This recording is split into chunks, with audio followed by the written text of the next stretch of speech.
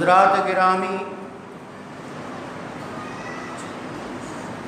جب لقمہ منہ کی طرف بڑھتا ہے تو ہاتھ لرز جاتے ہیں، لقمہ گر جاتا ہے۔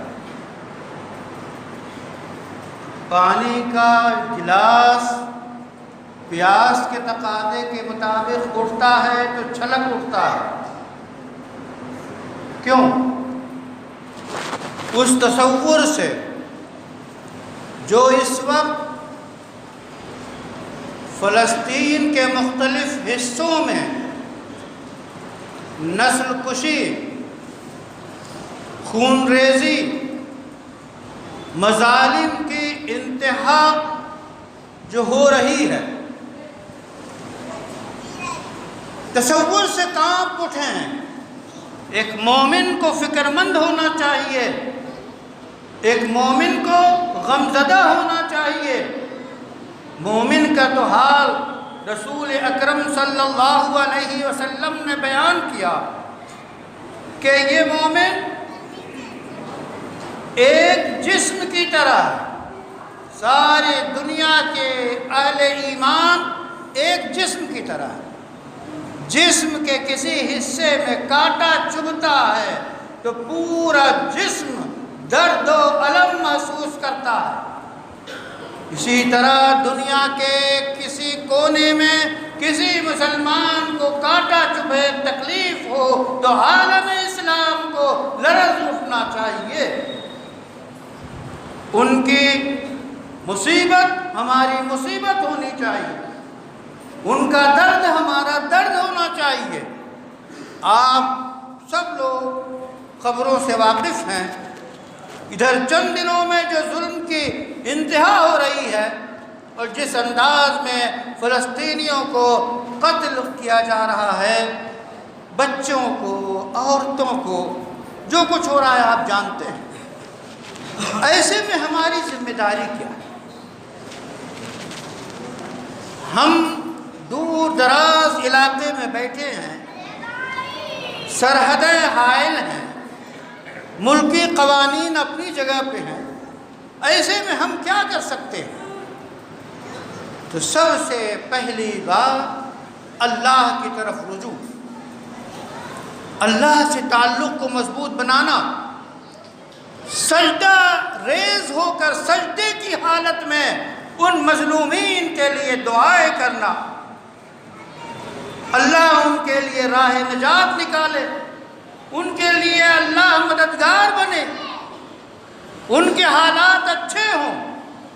سب سے بنیادی چیز جو ہمارے لیے ہے وہ اللہ کی طرف رجوع ہے، توبہ استغفار ہے، صدقات ہیں، اللہ سے لو لگانا ہے۔ نمازوں میں قنوت نازلہ کا اہتمام کرنا، رسول اللہ صلی اللہ علیہ وسلم نے ایک موقع پر قنوت نازلہ کا اہتمام کیا۔ اللہم شتت شملہم، مزق جمعہم، دمر دیارہم، حرق بیوتہم، اللہ ان کے گھروں کو آگ لگے، تباہ و برباد ہوں۔ یہ بد دعائیں رسول اللہ نے ان لوگوں کو دی ہیں جو اس وقت انہوں نے ظلم کیے تھے، اور یہ سنت ہے نمازوں میں قنوت نازلہ کا اہتمام کیا جائے۔ اس کے ساتھ ساتھ جو امکانی کوششیں بیداری جو ہے، عوامی بیداری، عالمی بیداری مہم، وہ سب جانتے ہیں انسانیت کا قتل ہو رہا ہے، اور انسان کچھ درندے کی شکل میں ان پہ جو ہے لگے ہوئے ہیں، انہیں نوچ رہے ہیں۔ ان درندوں کو روکنا پوری انسانیت کا فریضہ ہے۔ جس کے پاس جتنی قوت ہے، جتنی طاقت ہے، اسی طاقت کے ساتھ ان کو روکنا فرض ہے۔ ہمارے پاس یہی ہمارے جو ہے بس میں ہے کہ ہم اللہ سے دعا کریں، اس کا تذکرہ کریں، قرآن و حدیث کی روشنی میں جو اس کا حل ہے اس کو بتائیں۔ یہ ہمارے بس میں ہے، اور جن کے بس میں فوجیں ہیں، جن کے بس میں ملک ہیں، جن کے بس میں طاقتیں ہیں، ان کی ذمہ داری بنتی ہے کہ ان بھیڑیوں اور درندوں کا ہاتھ تھامیں اور انہیں پکڑیں اور ظلم سے فلسطین کو، مسجد اقصیٰ کو نجات دلائیں۔ یہ سب کی ذمہ داری بنتی ہے۔ اس لیے ہم ظلم جو ہے انتہائی جو ہے خطرناک چیز ہے، ظلم کہیں بھی ہو، حتیٰ کہ ہم اپنے اوپر اگر ظلم کر رہے ہیں تو انسان اپنے اوپر بھی ظلم کرتا ہے۔ مثلا کھانا پینا چھوڑ دے، یہ ظلم ہے، مر جائے گا گناہگار ہوگا، یہ ظالم کہلائے گا۔ گناہ کرنا یہ ظلم ہے، گناہوں سے بچنا یہ انصاف ہے۔ اس واسطے نہ ہم اپنے اوپر ظلم کریں، نہ پڑوسیوں پہ ظلم کریں، نہ جو ہے شہریوں پہ ظلم کریں، ظلم نہ کریں۔ یہ اجتماعی تشدد، موب لیچنگ کے جو واقعات ہیں، یہ کیا ہے؟ ظاہر ہے کہ اس کو قانون میں جو اس کی حیثیت ہے ہمیں معلوم ہے۔ ان چیزوں کا خاتمہ کیسے ہو؟ عالم میں جو فساد پھیلا ہوا ہے اس فساد کا خاتمہ کیسے ہو؟ تو اس کے لیے میں نے آیت تلاوت کی ہے، الا من اتى اللہ بقلب سلیم، کہ اللہ کے ہاں نجات کون پائے گا؟ جو اللہ کے حضور صاف ستھرا سلامت دل لے کر حاضر ہوگا۔ مفسرین کہتے ہیں قلب سلیم سے مراد کیا ہے؟ یعنی صحت مند دل ہو۔ میڈیکل سائنس یہ کہتی ہے اور جانتے ہیں آپ کہ انسانی جسمانی نظام جو ہے وہ قلب پہ ہے، دل پہ ہے۔ دل جب تک حرکت کرتا ہے، خون کی سپلائی ٹھیک طریقے پہ تمام نسیں کام کرتی ہیں، انسان پورا جسم زندہ رہتا ہے۔